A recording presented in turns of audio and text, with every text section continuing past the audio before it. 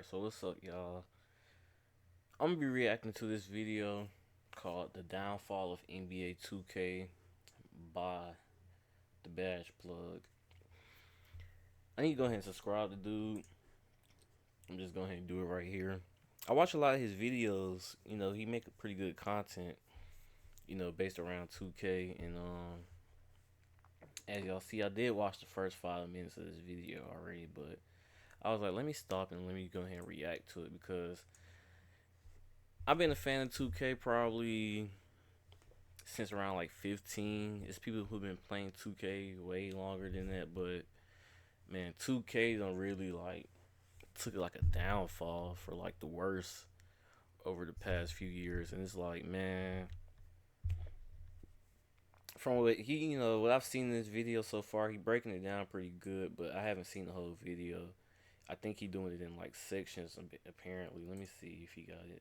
Oh, no, he ain't got it in the description, but yeah, it seemed like he doing it in sections, trying to break it down, explain like everything that's going wrong with the game over the past.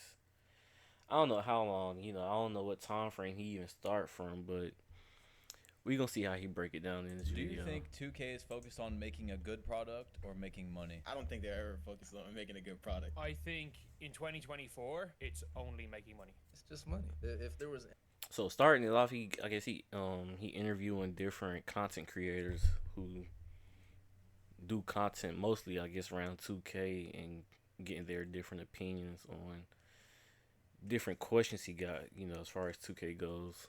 any realm of their mind, And I'm gonna try not to pause this too much because it's already a long video. I think it's bro. a combination of both. But also, there's a bottom line. There's also, stuff you have to do to make money. The people at the top, I think, are certainly focused on making as much money as possible. I think there's different teams focused on different things, and I think the majority of their teams are focused on making money. I think that they're focused on both. What they kind of lack is a competitor right now. And if they had a competitor, I think they would focus more on making it a good product. Nowadays, like, they can kind of do whatever they want, get away with whatever they want because there's no competition. There's no like repercussions for their actions. I can't blame them, but it is what it is. NBA 2K.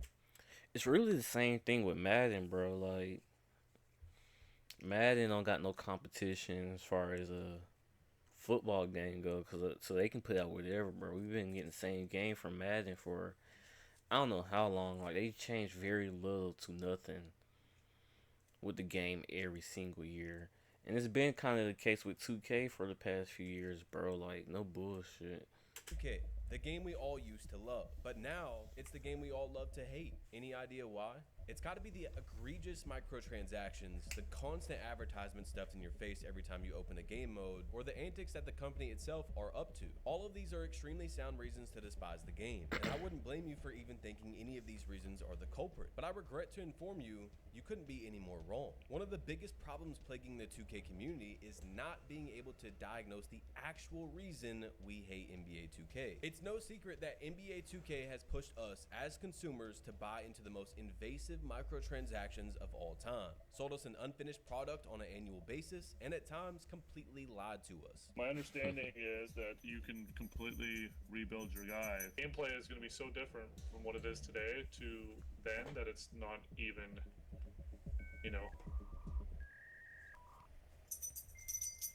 that. But let's take a deeper dive and show the real reason why you don't like 2K.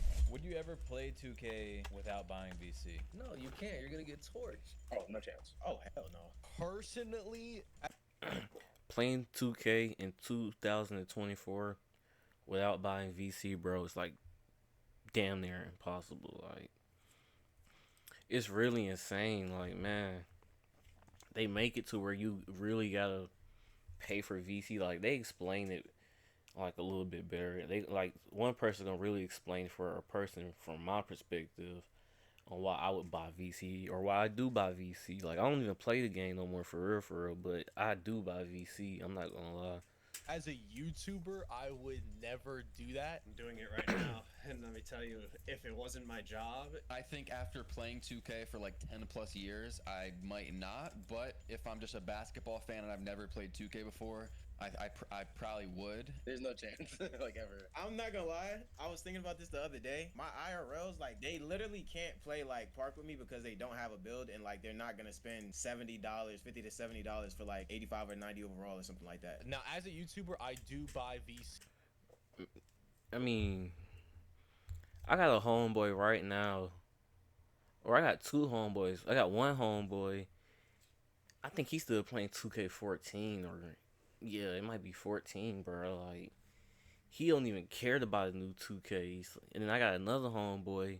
He waited till it went on sale for like super cheap, and I can't even convince him to buy 2K. So I mean, not 2K, but VC. So yeah, convincing real life friends to buy VC, or hell, even the new 2K these days is impossible, bro. Like, I be begging my friends, like, come on, bro, hop on 2K with me, bro. I need somebody to get in the park with or the wreck with. You know what I'm saying? They be like, nah, bro, I can't. I ain't spending all that money on VC, huh? Man. See the first day of the game every single year because I need to make my content. I need to upload my videos. I need to get gameplay. I need to stream. Because otherwise, if I didn't do that, I'd be a 60 overall. Wouldn't be able to show off really anything. If you were working a full-time job or going to school full-time and trying to play the game with no VC, it's almost impossible. I mean, I would consider myself definitely above average in terms of skill. If you were average or below average trying to play on a 60-something overall and you don't have people to play with who are also very good at the game to like help you grind. Yeah, that's what I was talking about. The amount about. of time it would take is insane. Even for someone like me, like this shit is like hard on the mentals. Like this is Like, bro, me on average, I'm working like I work damn near 60 hours a week, bro. So when I get some free time and I want to play 2K, like, if I was to sit there and play without buying VC, man, it'll be impossible. I'd probably still be a 60 something overall to this day. And I think I didn't even buy 2K when it came out immediately. I think I waited like a month after it released, and then I bought it. And still, with that being the case, I would probably still be a 60 something overall right now, because it's like, that's how they got the game made, bro. Like, you don't earn enough VC in no game mode, period, for you to really sit there and grind it out and get a good enough overall. Unless you just got a lot of free time on your hands. Like, this one dude saying, like, you gotta have a lot of free time on your hands, you know, to really sit there and do that. And then, if you do, bro, it's gonna be tough on your mental, because it's like, you don't want to sit there and do that, bro. 2K is not even fun enough to, like, do this type of stuff no more. Like, when I was in high school, I could do that, but not no more, bro. I pay real bills now. a grind. Honestly, if you're in the park, I mean, you might be able to get away with like a couple of dubs here, but it's never gonna be like long-term fun. Like, you're always gonna run into the same problem, like, oh, I can't do that because I don't have upgrades. I didn't buy VC for years. I bought VC this year because of player market. I bought VC last year when I could directly buy some players for videos. But other than that, like, if I wasn't making content, I would never spend a cent on VC in this game. Hi, we're Visible, the wireless company that makes things visible. With us, what you see. It wouldn't be fair to talk about microtransactions without explaining the history of them and how it's even come this far. So for starters, what is a microtransaction? A purchase that players can make within a game using real money. You can obtain special items, in-game currency, or other cosmetic items. Seems pretty simple, right? The first actual microtransaction in gaming dates all the way back to 2006 when Bethesda... What's Bethesda's? Man, that's hard to say. When Bethesda's I would have Elder struggled too, Scrolls boy. 4 I ain't gonna Oblivion lie. released the Force Armor Pack for only $2.50, which nowadays seems like absolutely nothing, but back then the world was in shock. Consumers laughed at the idea of people paying extra money for a cosmetic item. Now would you look where we are almost 2 decades later. Over the years, we've seen some of the most egregious microtransactions. GTA 5 Online had a gold-plated plane worth over 10 million in-game dollars, which for a time was the most expensive item in the game. For the ones who don't understand 10 million in GTA. Now, I used to play GTA a lot, but I've never bought like in-game currency stuff on GTA, like, cause I had it on Xbox. I done bought GTA like 3 times separately, bro. Like GTA 5, Like I had it on Xbox One at first when it first came out, so it was easy to get money on the game. Like you did not have to buy money. You can just do certain stuff and get money easy. You know what I'm saying? And then they patched that whatever. By then, I had got a PlayStation. Had to buy it again. Never bought no microtransactions. I only bought it for PC. Same exact case. I have not bought no microtransactions. Like, not in GTA. GTA is about $130 in real world currency. But it doesn't just stop $130, there. bro. Even less popular games like 2020's Train Simulator, if added up all the DLCs in that game, it amounted to a whopping $9,605. Our own NBA 2K18 wasn't even safe from the Midas touch. You used to have to pay 1,500 VC every time for a haircut. So it makes you ask, why? Why do these companies go to these I don't lengths know. to I get don't remember every playing last 2K18 dollar out too of you? much. If Well, I don't, it's because they can. Sometimes it's I might just have as bought simple it as and that. play But it, is but- there a such thing as a good microtransaction? What are some games that do microtransactions the right way? We've got games like Fortnite. We've got well, maybe okay. Maybe there aren't many good examples. So you're probably asking back. If it's I was such a gonna bad pause and try to practice, think about it, why but do yeah, I don't companies think still it's do too it? many good In fiscal examples. year of 2023, EA made approximately $4.3 billion in 2022. Activision Blizzard generated over 5.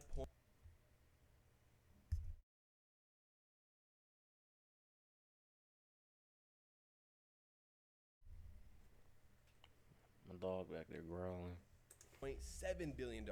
Take-Two Interactive made about $1.9 billion in 2022, making up about 64% of their revenue for that year. Look at games like Fortnite, Apex Legends, and Rainbow Six Siege, Grand Theft Auto 5, all games that have launched over 5 years ago but still top the charts in terms of popularity and relevance. At some point, you have to realize it's no coincidence that these games mentioned are riddled with microtransactions, some even in your face as soon as you launch the game. How have games transcended from a small Every time you $2 open Wars 2K, that DLC junk is to in being your greeted with face. bundles I and see that currency exact deals one. at the main menu. Among all of these games mentioned, NBA 2K has to be the proud student of the gaming industry. They have played their hand in almost all the sales tactics that most of these companies will try, even the more intrusive ones. For all the people watching at home, try this. Launch 2K right now and count how long it'll take to see any sort of microtransaction or in-game purchase. As soon It's as likely you boot it, saw bro. one as soon as you loaded into the main menu. Now let's try another one. Right now in the comment section, comment down if you have purchased at least $50 worth of microtransactions. For everyone watching, go look at how common this is. Now, Yup, I'm guilty. I did it probably. I did it last 2K. I did this 2K. What was 2K before that? Did I do in 2K21 or 2K22? I don't know. Probably. Now let's do some quick math. NBA 2K Standard Edition, depending on your region, is about $70. If you've spent money on one It used to be $60. Crazy how games done went to $70, and you can't even buy them in store no more. build alone, you've contributed about $120 to this franchise. Now, most of you may not see this as a big issue, but let me remind you that NBA 2K comes out with a new product every year. And unlike a Call of Duty, Fortnite, or Apex Legends, you cannot take any of your previous purchases or unlocks with you. This is the main issue when it comes to NBA 2K. They don't even notice that this is one of the main reasons this company fails in the perception or public opinion. So what is 2K? Yup. Many of you on the channel may know about the business side of 2K from my news videos on the topics, but I want to explain it in more detail for the ones who don't know how deep this corporate I would probably spent like $20, maybe $10 on Call of Duty. What was the last Call of Duty that was released? That was it.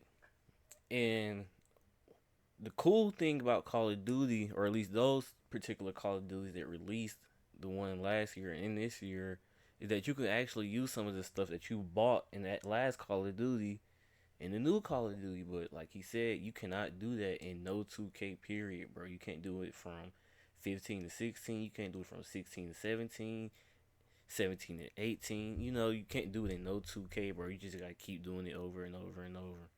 greed goes. For the ones that don't know, like many companies, video games operate in subsidiaries. NBA 2K is a game developed by Visual Concepts and published by Take-Two Interactive. There's a good chance you've heard that name thrown around the industry before. For the ones living under a rock, TTI is the leading game publisher in the industry, famous for games like the record-breaking Grand Theft Auto franchise and our very own NBA. Come on, man. NBA 2K. Two great franchises famous for putting out corporate mediocrity at a comfortable level these past 5 years. Now really just think about what I said. Mediocrity for the last 5 years. And I believe this started around 2K21, prehistoric gen. It was destined to fail when the only way you could move quickly was by quote unquote speed glitching. Then 2K21 next gen came out. That was unbelievably overhyped. I mean, this was the next generation of consoles. Literally, creators thought this game was going to change their lives. And it came out to an actual disaster, with the game moving at incredibly low frames for weeks, by the way, and the build system being busted. I don't think I ever played if this you made 2K. anything other than a 6'7" power forward, you were putting yourself at a massive disadvantage. And of course, once the game already came out, 2K couldn't do anything about that. I mean, you can't just take away people's builds, which, you know, they do from time to time. These two games were the beginning of the end, in my opinion. But this didn't mean they already weren't doing insanely scummy things to us, like wheeling out that little spineless, monotone, should-be-grabbing rebounds freak, Ronnie 2K, to tell us it's not the same neighborhood, but you can think what you want. That's not the neighborhood, but you guys can think whatever you want. Lying to every single person's face so he could stay at his job while telling us we could get respecking on our players, knowing good and well what he was saying. Meanwhile, the game came out with the same neighborhood and no respecting your player. It was so bad that Ronnie 2K has lying compilations made of him on YouTube. And keep in mind, this was like the face of the game for a while. This was the community manager, whatever you wanted to call him. He was the guy that talked to all the celebrities, and this is your face. A liar. Is a he still known not? liar. It's disgusting, and we're so far gone from the company that had to compete. And it's obvious now after NBA Live is gone that the only reason they put in any effort before was for profit. Back when we had competition with Live, and I don't think of any other games, but there's probably some other ones out there that competed with 2K. Like even just Fortnite and 2K18, they're like, all right, we got to step it up. 2K19 was a pretty solid game. Nowadays, like they can kind of do whatever they want, get away with whatever they want because there's no competition. There's no like repercussions for their actions. I can't blame them, but it is what it is. What they kind of lack is a competitor right now. And if they had a competitor, I think they would focus more on making it a good product. But I think obviously, like We from a literally business say the same standpoint, thing about you gotta care Madden, about bro. the money and then the product. It's crazy because we say if Madden could make, or we say if 2K could make a football game, then Madden would, you know, step their game up.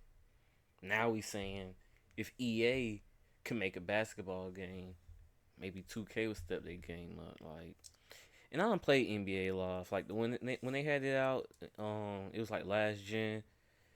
I forgot what year it was. They had like a little park mode or whatever. It was pretty straight. Like the graphics and stuff looked a little odd, but it was overall it was pretty straight. Like had they came out like back to back to back, they could have kept improving on the game and actually rivaled 2K in my opinion. But they didn't really, for some reason, keep putting the game out. I guess it wasn't doing well. So, but it's crazy. We literally say if 2K can make a football game, maybe Madden would switch it up, but. Yeah, 2K ain't got no competition either.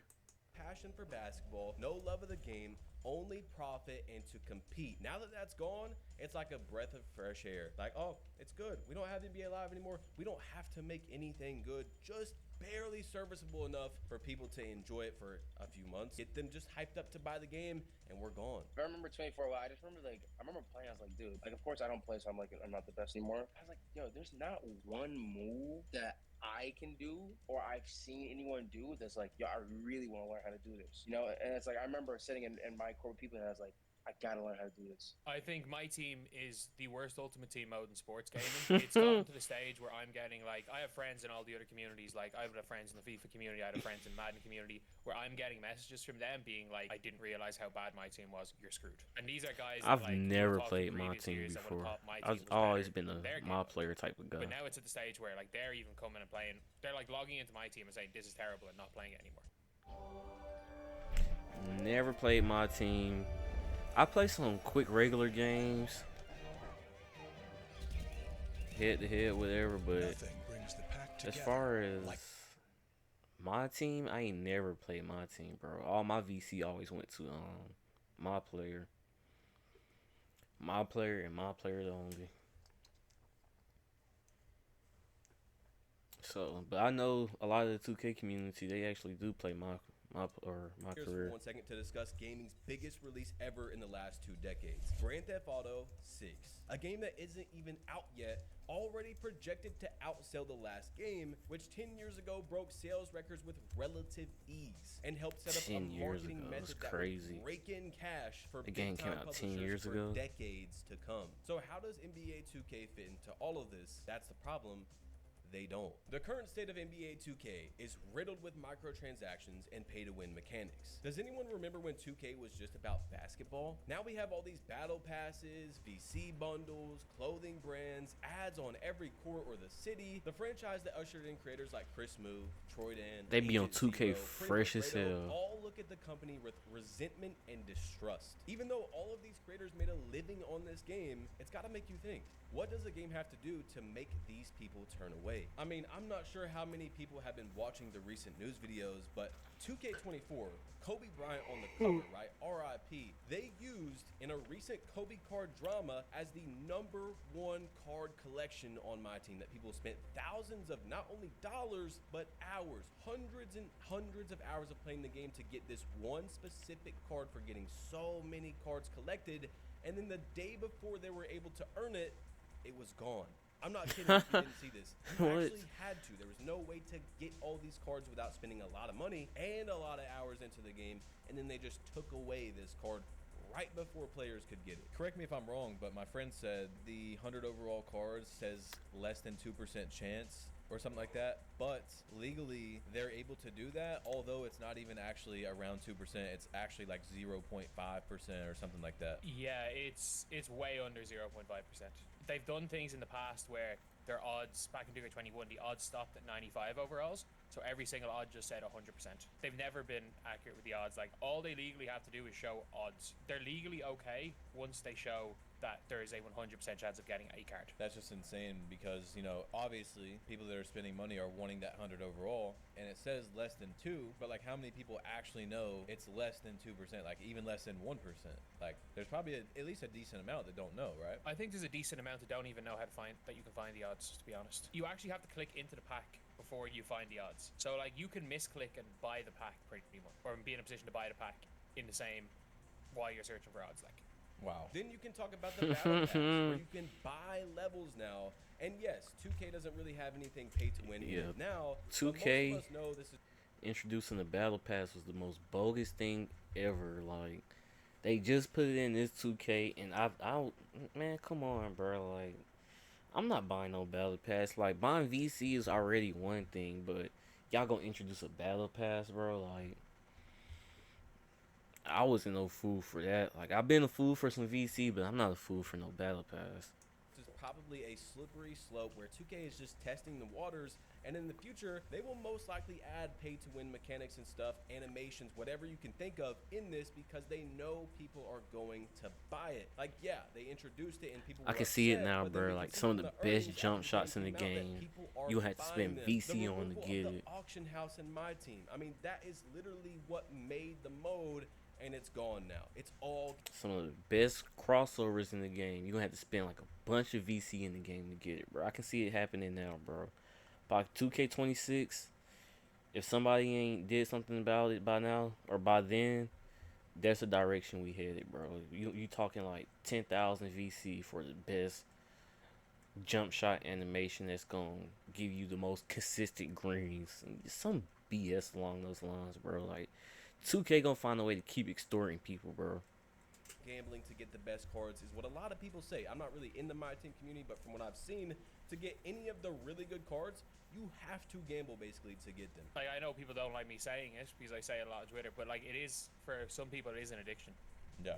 Like, they obviously can reel people in with certain things, but like, you're opening packs a lot of the time, especially now in My Team, whereas you used to be able to at least argue like, okay, if I wasn't buying MT, I'm opening packs because I could get all the cards, I could sell them, and then I could buy somebody. Oh, like for example, if they wanted Yao, they'd have to open a bunch of packs, sell the cards in packs, and then go and get Yao. But now it's literally a case of you are opening packs with no guarantee of getting anything. 100 overall LeBron. You could spend 10,000 on that 100 overall LeBron, and in years past you could at least sell everything you spent and buy the 100 overall LeBron. Now you just can't get it. So for the people that are continuously opening packs, like likely gone to the stage where it's an addiction more than anything. Exclusively on ESPN. See, I'm glad I can never get into my team, because that type of stuff might have me raging. The rewards aren't even decent in most people's eyes. I would say 95, maybe even more out of 100. Look at these rewards that we're getting in Park. These rewards are terrible. I mean, actually horrible. I said before 2K24 came out, what 2K should do exactly from start to finish with the rewards, especially for the rep system, right? Where we have... They should have kept it like 2K15, bro, because back in 2K15, I don't know how it worked, but, oh, you had like the system where it was like Rookie 1, Rookie 2, Rookie 3, Pro 1, Pro 1, Pro 2, Pro 3, All-Star 1, All-Star 2, All-Star 3, then you was a Legend 1, you know, yada, yada, yada. So that's how they really should have kept it, bro. Like, this level 1 through 40, and you can pay to skip all the way to level 40 or 39 if you want to. Get a battle pass that's going to automatically give you some level skips. All this junk is corny, bro. Like, I remember just grinding 2K just to take my shirt off on there, bro. Like, that's all I wanted to do, bro. Not to giving you all these bogus rewards and stuff. To hit level 1, hit level 5, hit level... Man, I don't want none of this BS. I just want to play the game, bro. And take my shirt off. 3 to You your did. playmaking, plus 3 to your shooting, whatever it is. I said give us attributes, but they've got to unlock animations, badges. They got to take you from 82 ball handle to 85, and now once you hit that 85 threshold, it can make you speed boost. It can give you these escape moves that you weren't able to unlock. They didn't do that. They're literally just attributes that we don't even actually know if they work. Like, yeah, you go to look at your build and it says +3 whatever, but how do you know? How do you actually know? How do you even trust 2K that those work? I mean, it's just insane, bro. Just listen to us. I think fast and fun is always gonna be better than simulation in a video game. I know 2K is a basketball, video game, but I think the way they've kind of broken down, like, I sound like a broken record right now. I haven't said this in a while though, so I think breaking down the dribbling and taking away the moves, momentum behind the back spin, speed boosting, park size up there really good. I think that hurts significantly more than it helps. Just for the fact that it's an arcade game. Like, Park is arcadey. No one goes to the park and necessarily plays 3v3 full court. That's not like a realistic thing. So it's about fun. And the games that had dribbling and a skill gap and people wanting to stay up all night learning how to do each move are the games that had the most fun. So for a little under a decade, NBA 2K has had a pretty repetitive cycle. I mean, the average player, you pay $70 for the game. You load up and pay another $50 just to upgrade, and that's, to an 85 overall. You might go even higher than that, but now you're a little short of some VC. So you drop another 20 on VC, and you get some animations and maybe one good outfit. Just like that, you load into the park and get to playing. Sounds pretty simple, right? Now, how about we talk about the other version of NBA 2K that many people don't even know about? After spending $70 on the game, you want to try playing online. So you load in and decide to play on your default player. Nope, you can't get a game because the way the game works, nobody wants to play with a 60 overall brown shirt. So what do? Change clothes, right?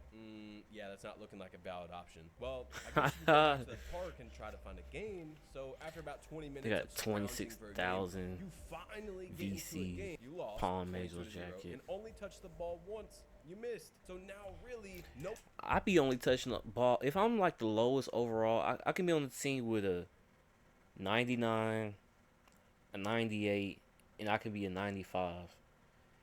I'm only touching the ball twice, just like a 60 overall, bro. Like, if you're not playing with people that you know, you getting the ball on 2K is very slim to none, bro. Like, you playing with ball hogs on 2K more often than not, I swear. No one wants to hop on the court with you. 60 So overall what else or do you not. play? I guess you got my career. After fighting through a million cutscenes and whatnot, you finally get subbed in. You got absolutely no progress on your bar. And just in case you guys think I'm such a privileged player because I create content, well, here you go. I've documented from start to finish what it's like grinding a player from 60 to 99 overall without spending money on VC. And without spoiling anything, just know this is by far the hardest game to gain VC in. It took me almost an entire month just The to know what hardest. someone can get with $100.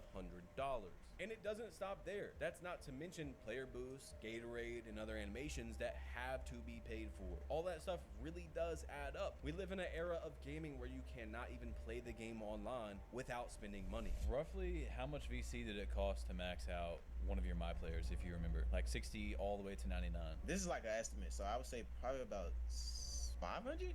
I believe it was between like four. I think Oh, around VC. 400,000 VC. I think. I think it costs like thought he above was- man. 600,000. I'm pretty sure. It's, Probably like 400K, 450, something like around that ballpark range. I think 375,000 VC. It ranges depending on your build because obviously certain stats cost more. So I'd say it ranges from 348 to 392,000. But I already know what you're saying. What about my team? It is a serious amount of money that is being spent on this game mode. Like in Park, imagine in Park what people are spending. There are my team guys spending that almost every week. A year worth of Park. They'd be spending, like there are some guys spending in the multiple hundreds a week. Like it's their jobs, that's what their viewers are there for. So I'm not putting the blame on those guys for that, for doing that. Like, That's I say all that insane. to tell you guys, the main problem plaguing 2K is not just the microtransaction. It's the fact that the player base is so divided, not just between current gen and next gen, but 2K is selling you two different products. 2K is an unplayable game on both platforms if you choose not to buy into any microtransactions. And even if you don't do that, it's gonna take you so much time to get where someone could just drop $100 and they are already there. But the biggest offender of all of this is the fact that no matter which route you go, you can't keep it. Exactly. You can't keep it.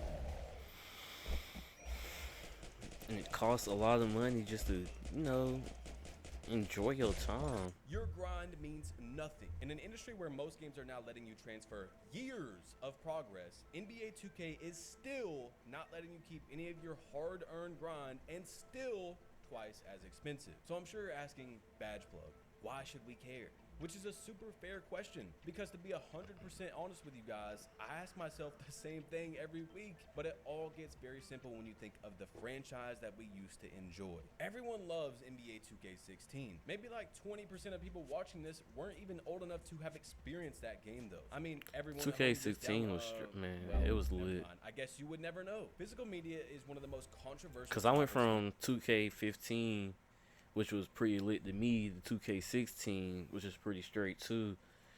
I like 15 better personally, but 16 was pretty good too. I just couldn't play it as much because when 15 was out, I was in high school. By the time 16 came out, I had graduated, but I was working a job, so I wasn't able to spend as much time on the game like I was in high school. So 2K16 was a good game, but I think 15 was better personally, you know what I'm saying?